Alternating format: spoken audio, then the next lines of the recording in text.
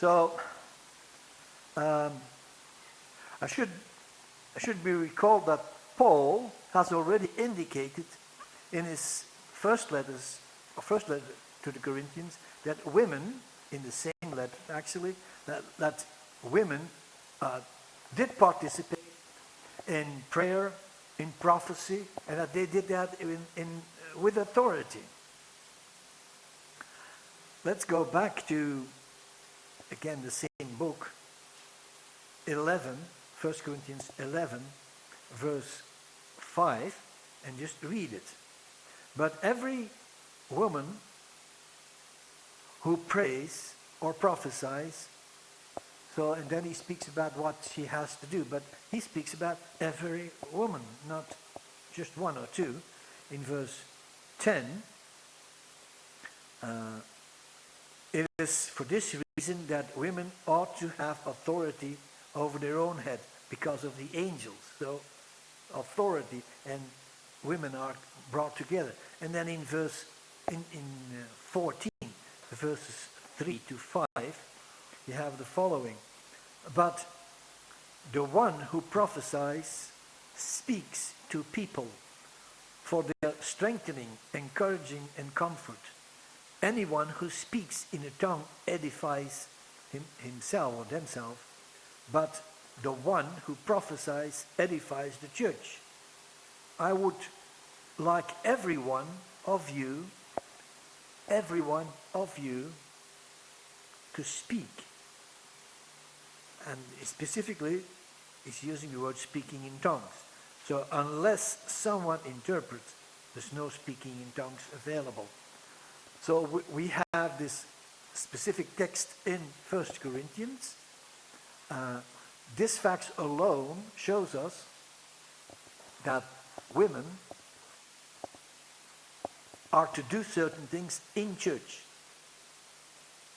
If the text we are talking about, 1 Corinthians 14, the verses 34 and 35, cannot be in a general, absolute, and timeless prohibition on women to speak.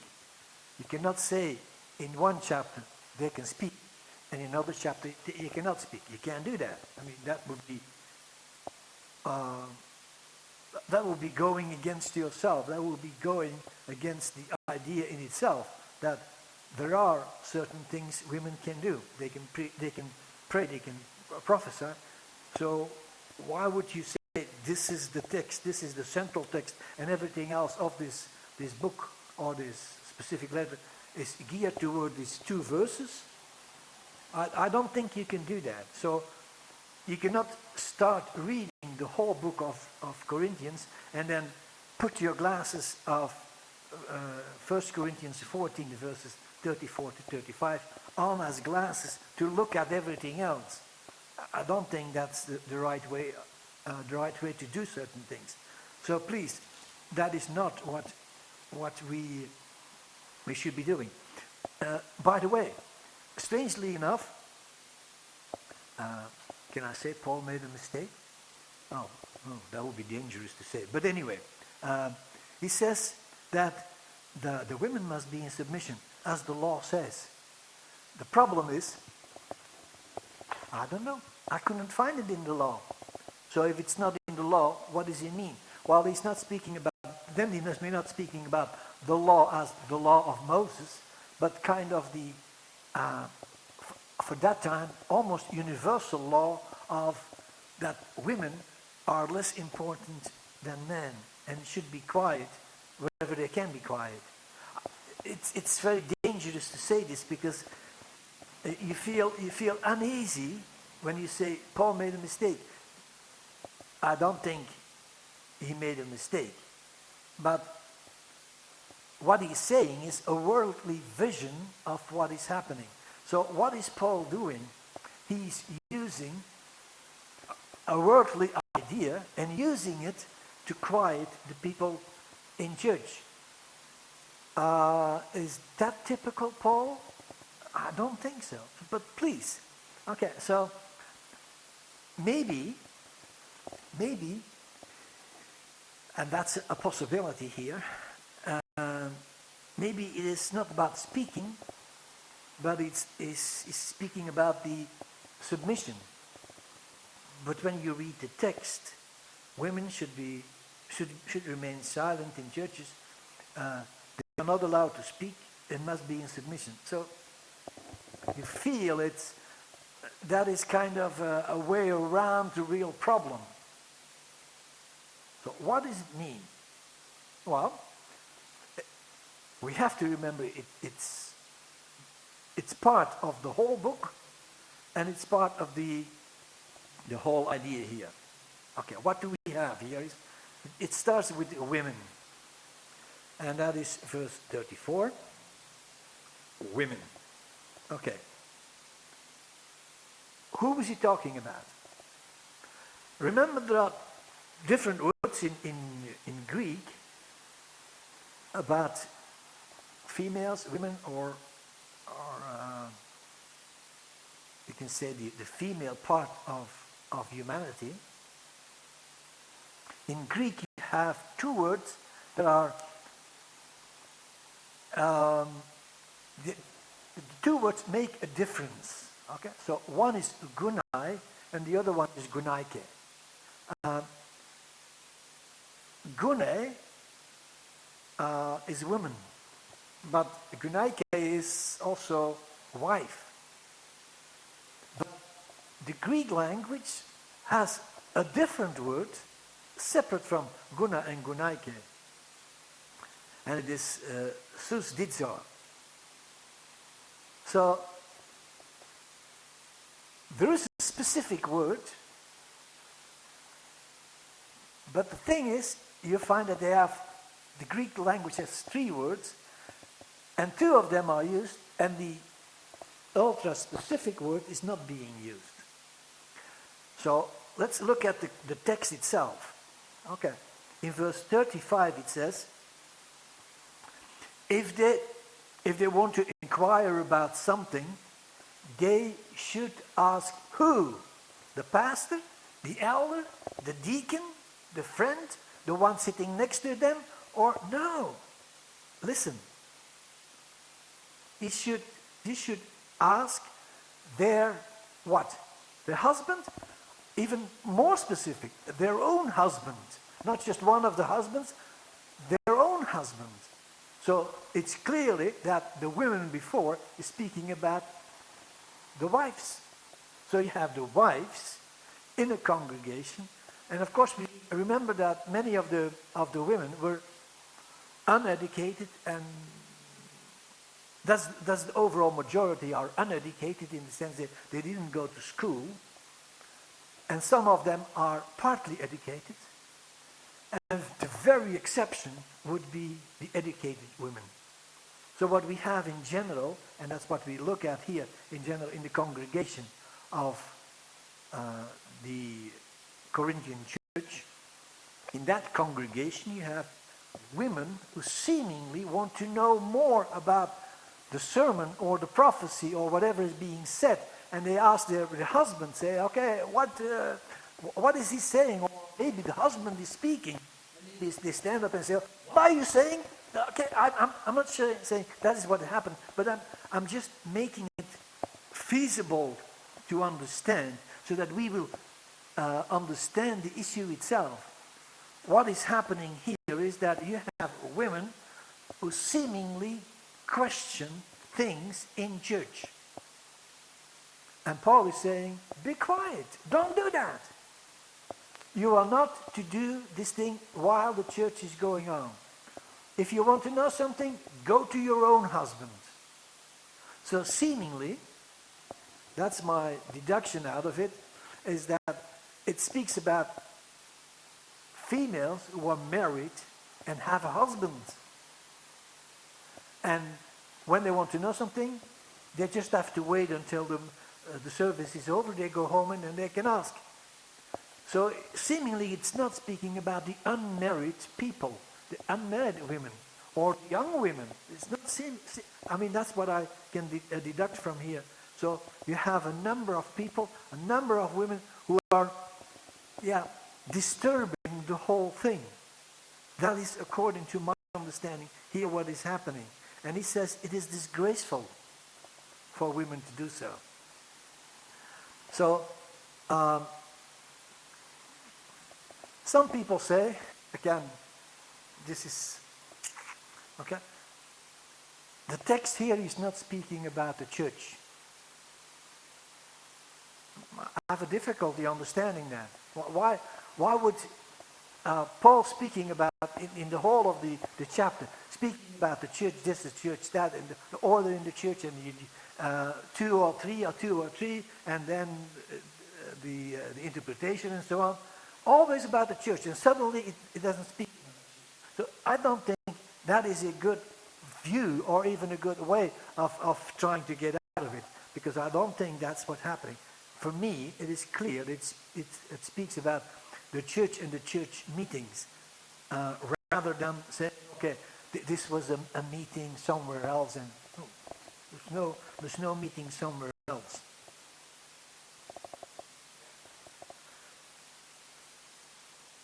The silence here in the verses 34 and 35 is therefore a limited silence. So it is not no one may speak and only the man may speak and only the women, they have to be quiet. No, that's not what it says. It says that when you speak out loud, you do something you should not be doing, keep your mouth shut. So it is limited to those people, not to all of them. So you cannot say it's for all the women, because it's only the women, seemingly, according to the text 34 and 35. It speaks about their own husbands, not about other husbands, or other women. So some people came up with the idea, Paul is actually quoting a text of something that was written to him. So he quotes a text. Yeah, that may be true, but we don't know. So we cannot say that is the way it is. Some people say, it's just about women babbling. Well, of course, Corinth is not Jerusalem, because in Jerusalem that would be a total no-no. On the other hand, when you go to a synagogue today,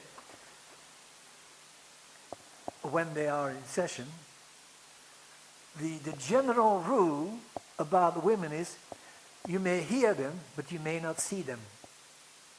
So you're allowed to hear them, but not allowed to see them. So they are separated from the male population. So the men are downstairs, the women are upstairs, you can't see them, you hear them. When you go to a synagogue meeting, even today,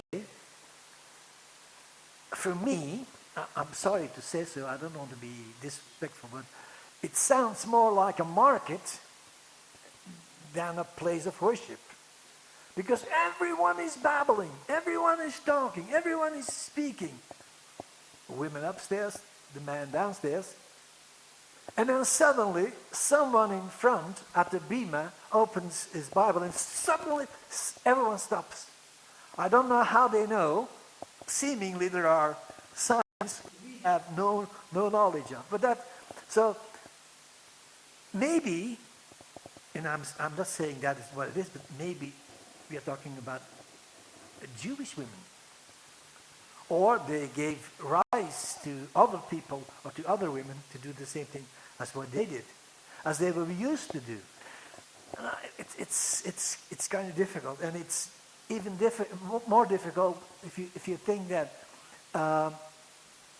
there will be a separation between the women and the men. There's no proof in the New Testament that women are separated from men in the services, in the meeting of the church. So it can be babbling, it can be a quotation of a former text, or, and someone came up with that idea, you have to be desperate to explain that. Okay. It's the error of a copyist. So someone later on copied the text and added this. I don't know why, but that's okay. Please, I don't think that's the way to go. For me, it's much more clear to have a limited silence by women who are talking too loud or who are questioning things. And they can question things, no problem, but they have to do it according to accepted rules and accepted order. So let's take this on as idea. They speak about, the text speaks about the disruptive way of women dealing with their questions. We keep on trying to understand that the word, and like I said, there are so many different explanations that the word here is being misused in certain ways. Some people say, oh, it has to do with speaking in tongues. They should be quiet while they speak in tongues, or what? And where do we find another text speaking about speaking in tongues that say that the women have to be quiet? So there's no... Okay. Because Paul speaks about, for example, the prophecy. So, someone came up with the idea, okay, they can prophesy, but they cannot interpret prophecy. Excuse me? I mean, where do you find in the Bible this idea? Yes, we find the idea that when you prophesy that you have, I mean, you are in charge of what you are saying, and if it's real prophecy, so God is speaking to you and you're speaking to the people. That's fine. Of course, sometimes you need explanation.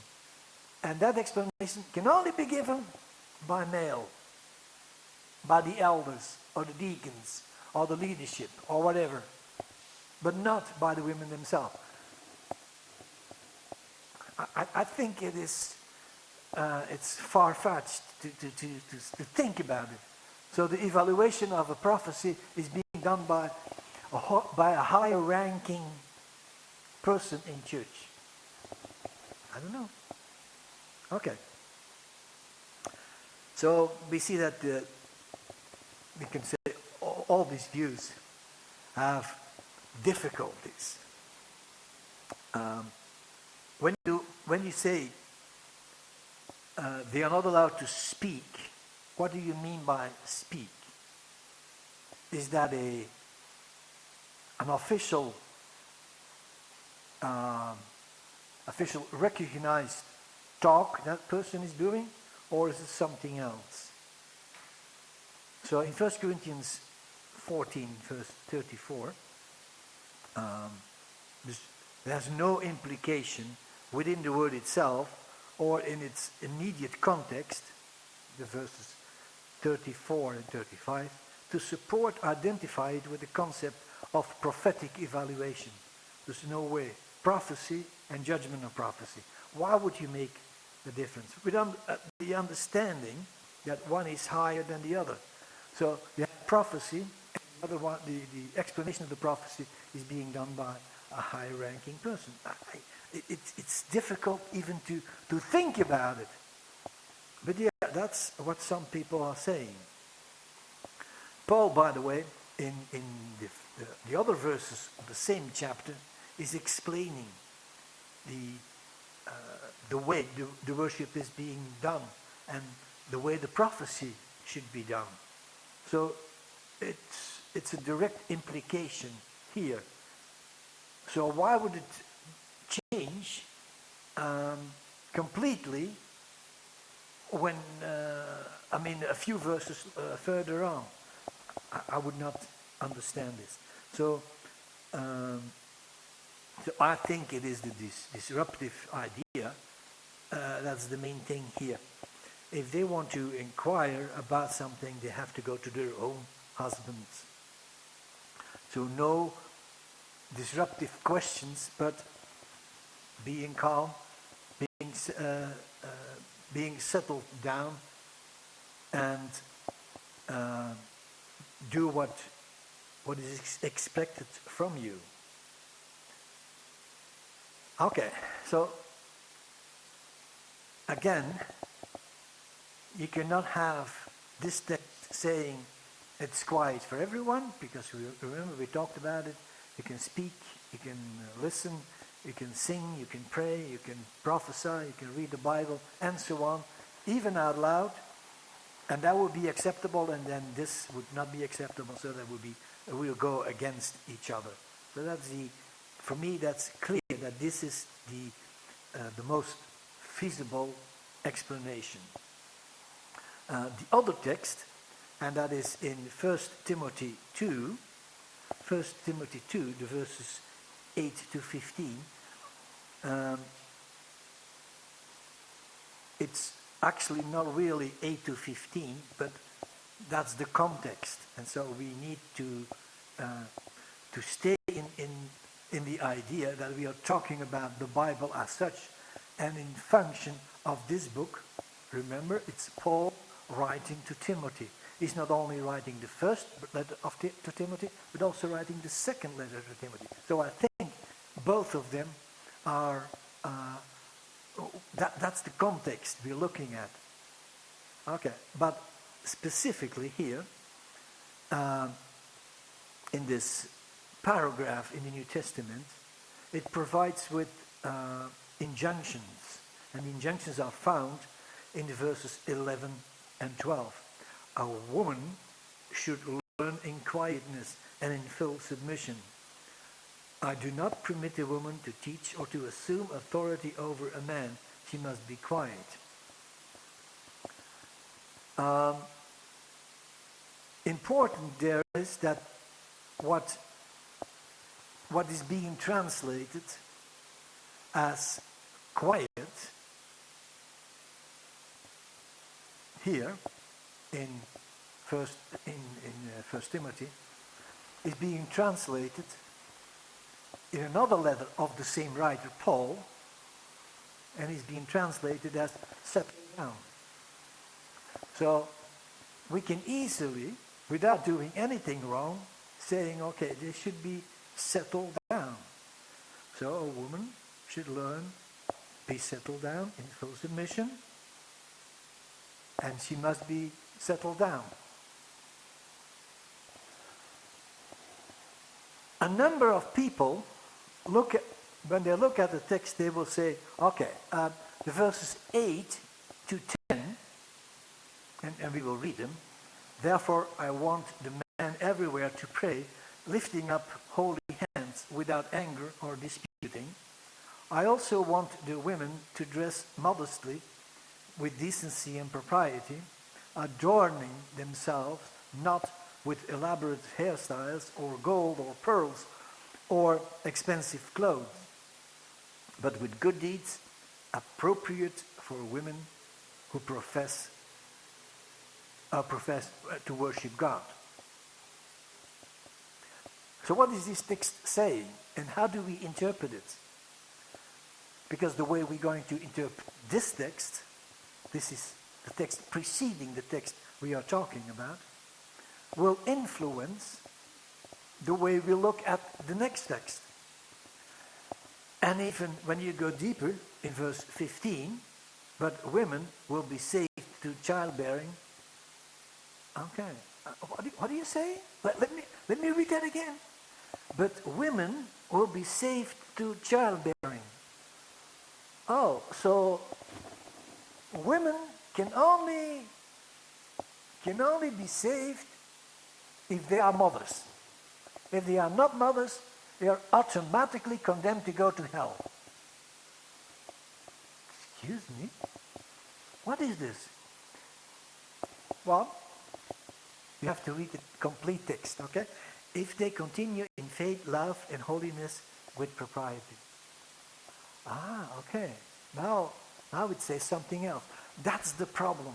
Okay? When you look at the text and say this text is time limited, or this text is general, it is to be applied in a general system to understand what women should do in church, that makes a difference. So when you look at the first chapter 2, verse 8 to 10, when you say this is applied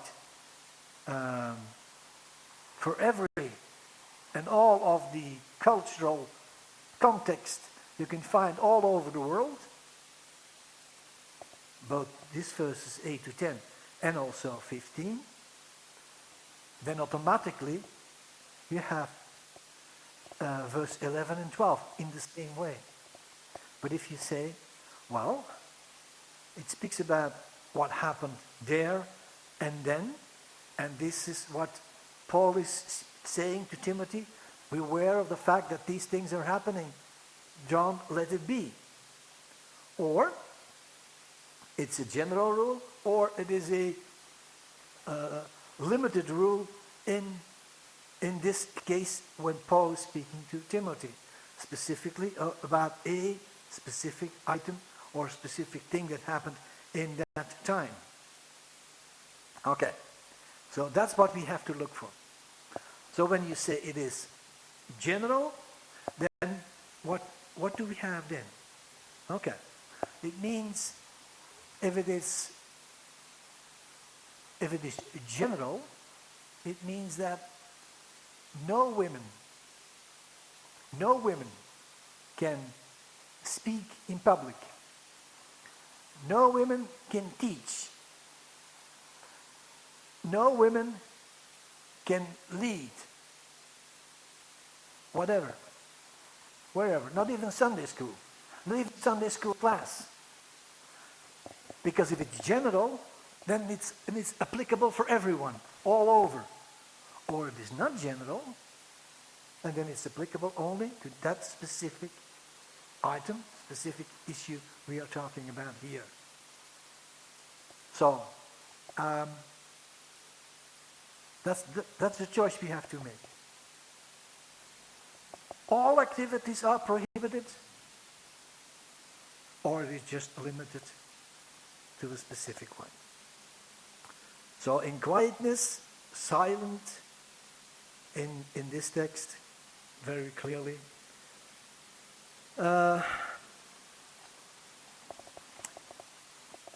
Quiet. Let's take this word, quiet. When Paul says you have to be quiet, what does Paul mean? If we take it as, just take this as an example in translation. So we say, Paul is saying be quiet. Okay, what does it mean? Is that quiet means that you should not open your mouth and say something anyway, anywhere, or with the exception of home or something? So quiet, does it mean keep your mouth shut? Or is it more like settle down?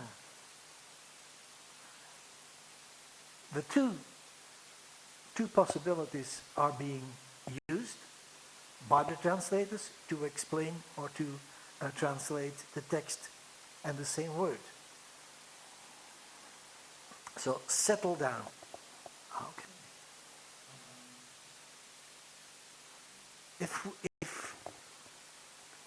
If it is general, it's all activities. All of them are being quieted. Quieted, no speaking. Or it's the proper order that's being followed according to what we know about Paul speaking in other letters from Paul to other churches. Okay, then you have another thing, another difficulty, a word that's being used here, or to assume authority over a man. Okay, what is the word for authority in the Bible? Well, with one exception, always the same word is being used. That's the word exousia. So for example, in John 1, it speaks about how we have the right, the authority to become children of God, which is exousia. When you go to all the text of exousia, you will find it. It's always a thing you can do, a thing you can, it's like it's positive. in that way. So the exousia is always positive. Okay, so let's look at the text here. To assume authority, what is happening here is, it's not the word exousia. It is autenten in Greek. Autenten means just the opposite of exousia, which is not having the authority. So that's why they translate it as assume authority. So it's not having the authority over a man. Okay, so it is in a negative. Okay. So what do we have is that this time a word is being translated by a word we know in English, which is not the same word as being used in other places in the New Testament. And even in the Greek language, although this word exists and is being used in some cases, all of the cases we know of are negative. So it's a negative word for authority. It is, like I said, autenten. It's not exousia. So it is the unlawful taking the authority in your own hand, and that is being not permitted. I do not permit, that's what Paul is saying, that you would have unauthorized authority, kind of strange word, but anyway, or ungiven authority over a man. So he is not saying the proper authority is not being given, or I do not permit proper authority. He's saying, no, he's speaking about the negative authority. The negative authority is absolutely not applicable. So we cannot use another word in English. It's usurpation. I don't know if you know the word usurpation.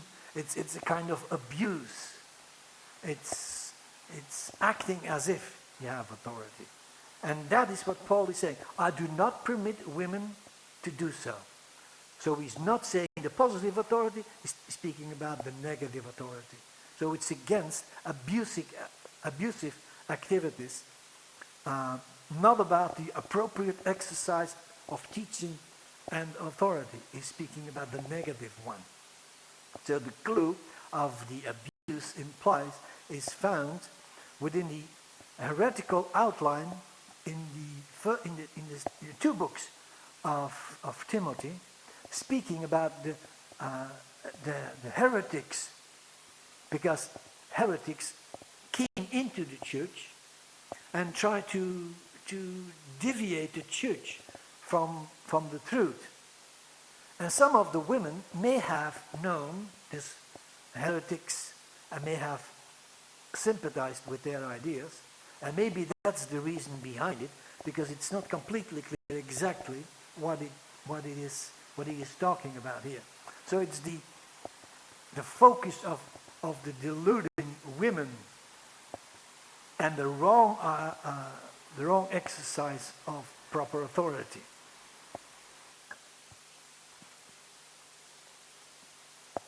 When we look at the injunctions in this specific text in 1 Timothy 2, verses 13 and 14, they are using Genesis 2 instead of Genesis 1. Verse 13 speaks about the fact that Eve is deceptive, the deception of Eve. In verse 14, we see that the same thing happens in 2 Corinthians 11, verse chapter 11, verse 3, from male heretics.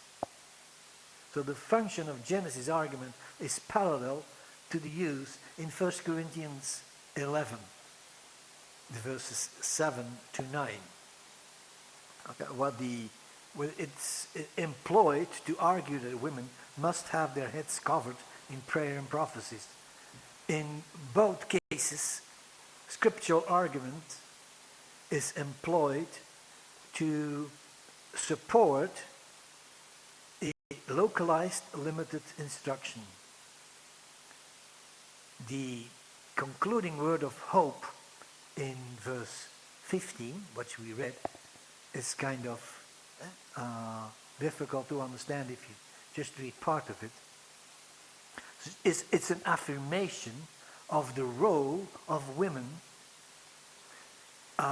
in bearing a child and raising a child, nurturing a child. And so the role is there, that's clear. I mean, man do not have this specific possibility. I've just seen on television yesterday that seahorses, the male are the ones who bringing forth the babies. It's, as far as I know, it never happened to human beings. So that is specifically given to the female, the women. So the conclusion, this conclusion in 2 verse 15 is paralleled by the thrust in 1 Timothy 5, 3 to 16, or Titus 2 verses 3 to 5. Both of which are concerned with a specific cultural expectation. So, okay, this is what is happening here. Okay, let's look at it from a little bit different point of view, and let's look at the whole thing again.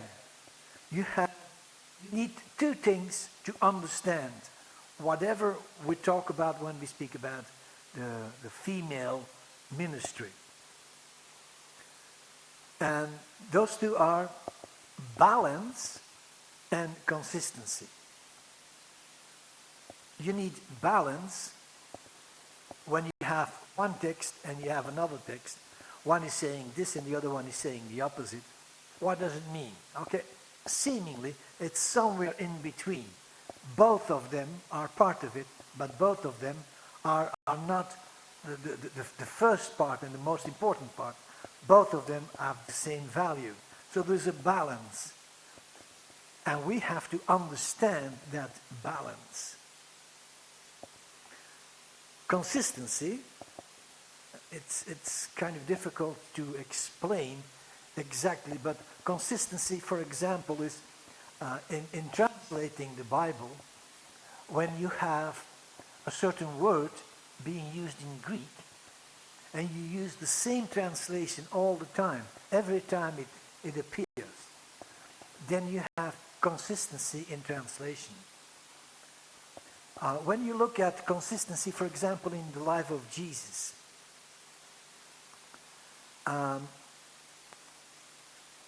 Jesus touched a number of people when he healed them. Does that mean that Jesus is touching everyone he ever healed? No, because we know that he could heal from a distance. Remember the story about the man who came, the important man who came, and his son was sick. I mean, he could not even touch. So you cannot say that the consistency is Jesus touched those who were healed, because that is not the consistency. The healing is the consistency, but the way he does it is not consistent. So the touching itself is not a proof of the miracle. The proof of the miracle is the healing. Or, in cases there is no healing at all, when you say other miracles are happening, for example, he calmed the storm. Did he touch the storm? Well, yeah, well, he probably felt the wind through his fingers, but is that touching the storm? I don't think so. So, you cannot say he touched and then the miracle happened. Miracles and touching, they don't go hand in hand in a literal, in a spiritual way. So you cannot say, when the Bible is teaching us that Jesus had touched someone, you cannot use that text to look at all the miracles. You have to look at all the miracles to see that sometimes he touched, sometimes he didn't touch. So that's the consistency. Inside the the kingdom of God, we have the invisible spiritual realm, and in that particular order, in the kingdom of God, we don't see anyone being discriminated. That's what Paul is saying. No free, no slave, no woman, no man. You can almost say no black or white. In today's world, we would say that. So there's no discrimination. Not even discriminating against the culture, because you can culturally also discriminate. Because you think, oh, my culture is the best one. It may be the best for you. It doesn't mean it's best for everyone. If I say my culture is the best one, I am prejudiced against other cultures. So that would make me inconsistent, because then I cannot work with people from another culture, or have at least difficulty. God does not discriminate.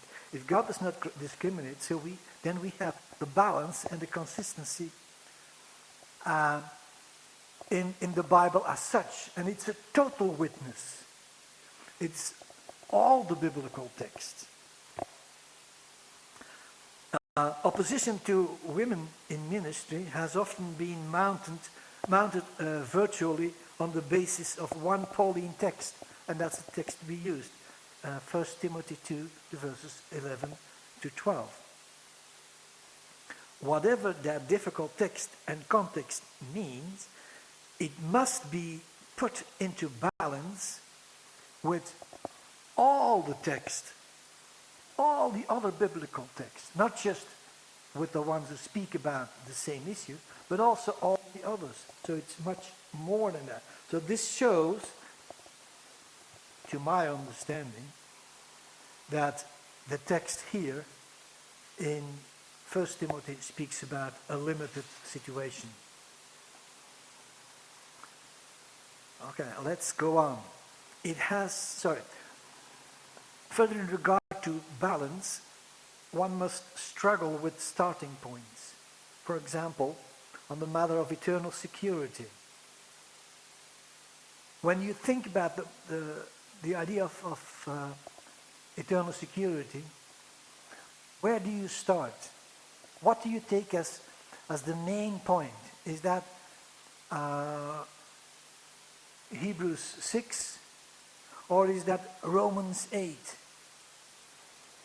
So do you read Romans 8 through the glasses of Hebrews 6, or do you read the opposite? Through the glasses of Hebrew, you can read Romans 8. That makes it difficult, or that makes it, well, difficult. No, it's difficult, but it makes it clear that the way you look at it, the starting point you use, when you say women cannot have ministry, automatically all the text, you can find many texts in the Bible speaking about it. Or when you say women are in ministry or can be ministry, you can find text. It depends on what you look for, and it depends on where do you start with. When you start with your own idea and say, okay, I like to find Bible verses in the text of the Bible stating my point of view, you probably will find some. But if that is that the truth? Is that reality? Is that okay? Can we do that? Okay, let's look at it. Remember, the consistency in the interpretation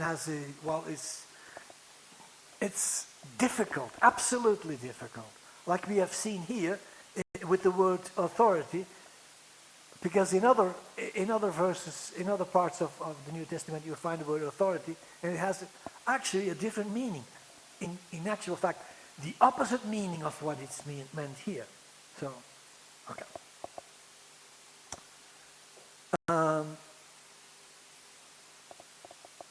We have to have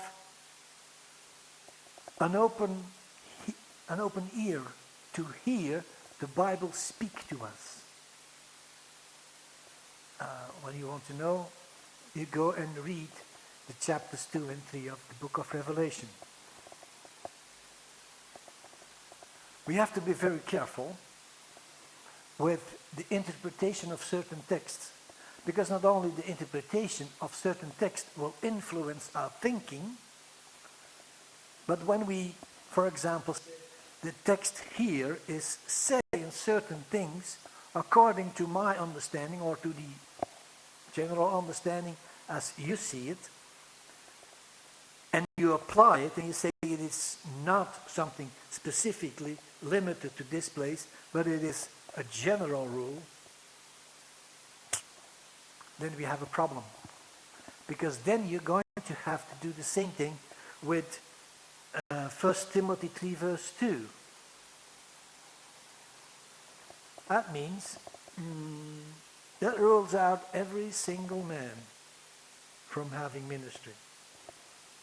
Because then you need to be married.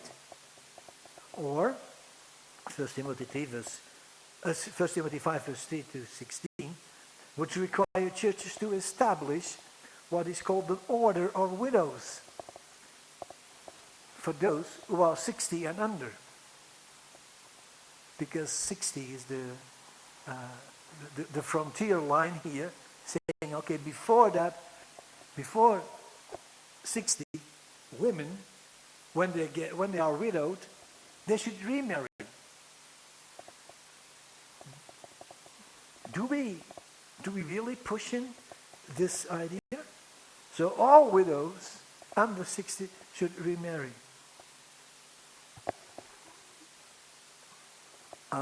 Another thing, the kiss of peace, or holy kiss, do we apply that all the time? Let me say it this way. In Romans 6:16, 1 Corinthians 16:20, 2 Corinthians 13:12, and 1 Thessalonians 5 verse 26, and 1 Peter 5 verse 14, it actually orders us to kiss that way. Same with foot washing. John 13 verse 14 and 15 speaks about foot washing, and Jesus is actually saying, you have to do it yourself. Are we doing it?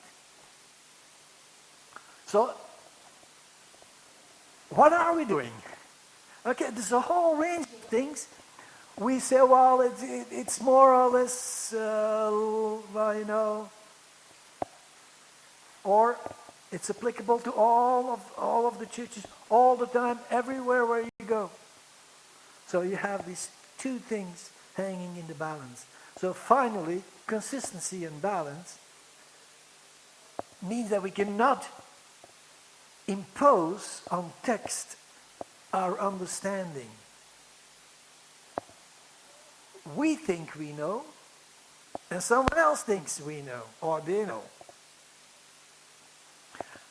But we cannot devaluate the authority of the scriptures itself, or we cannot devaluate the value of the disciples of Jesus Christ at that time, the apostles, when they wrote down material which we call now the book, the New Testament, or the prophecies that are being used in the Corinthian church. I mean, how dare you to devaluate that? So we cannot divide the injunction of 1 Timothy 2 verse 11 and 12 into two levels of authority imposed from the context, so that women can be included in some activities but excluded in others. And that's the same with 1 Corinthian text. So we cannot do that. We cannot say they can do this, but they can't do that. They can do everything or not. So the question is whether there's a separate heaven for females, or do females actually go to heaven? Because it's not completely clear to me according to the Bible. What about salvation? I mean, of course we remember, and remember we talked about the Lord's Supper. It's the same thing. It's never mentioned that women should take part of the Lord's Supper. So we don't know whether the spiritual gifts are given to the women fully or partly. If it's partly, then where is the text speaking about the part that's given to the women? So when you look at all of it, you say, okay, this is impossible. So my stand in this is clear. I don't think there's a different heaven for women, and I don't think women should be excluded, and I don't think women should have a separate salvation. And I don't think women take part of the Lord's Supper. No, I think they take part of the Lord's Supper, and I think the spiritual gifts are given to all of them, all of the women and all of the men. And so there's no specific text in the New Testament saying that it's not. Thank you.